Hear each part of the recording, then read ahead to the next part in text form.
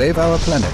Health risks increased by climate change. Indonesian Health Ministry's Director General of Disease Control and Environmental Health, Tjandra Yoga Aditama, recently warned that climate change is increasing people's vulnerability to illness across the nation. These include skin cancer and respiratory complications. Furthermore, continued land degradation and its associated biodiversity loss, leading to variations in previously steady ecosystem patterns, would speed the spread of disease and the dwindling of water resources. Rising temperatures along extremes of both rainy and dry seasons also create conditions more conducive for waterborne, airborne and animal-borne disease. Climate-related health hazards are also becoming increasingly apparent elsewhere in the world, as noted by Professor Tony McMichael of the National Centre for Epidemiology and Population Health at Australian National University. Speaking with Supreme Master Television, Professor McMichael explained some of the fundamental necessities that are imperilled by climate change. Well, the basic essentials for health, I think,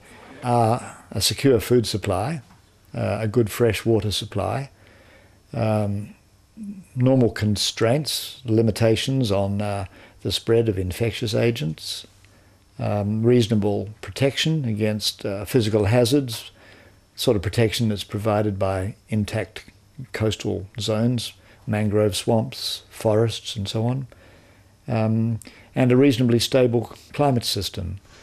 Those things are absolutely crucial in the long term for human well-being, health and, of course, survival. And those are the things that are being put at risk by climate change and by these other enormous environmental changes that we're seeing in these modern times. Eco-conscious protective measures are thus vital to our future. This is a chance for us to think seriously about how we can live sustainably, in ways that are convivial, congenial, not competitive, don't involve unpleasantness and conflict, don't involve inequities whereby some people miss out on scarce resources because they're being overused and poorly managed. Professor McMichael and Indonesia's Health Ministry, we appreciate your thoughtful efforts to raise awareness of such worrisome yet important information. Let us seek to adopt the most eco-caring measures to benefit the environment and all beings with whom we share the earth. Supreme Master Ching Hai has frequently highlighted the urgent necessity for a global shift to more wholesome, eco-friendly lifestyles, as during a July 2008 video conference with Supreme Master television staff in California, USA.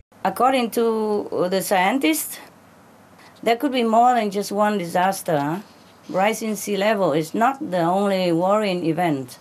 Disease will also rise. They already do so in some parts of the world. If it has to happen, it happens. But please do not concentrate on these negative phenomena. Rather, we spend energy in constructive actions and positive thinking, and we have to envision a more beautiful world. Unless people change to a more benevolent lifestyle, that is respecting our lives, then we will beget life and our lives will be spared. The more vegetarian people join the circle, the more chance we have to save the planet.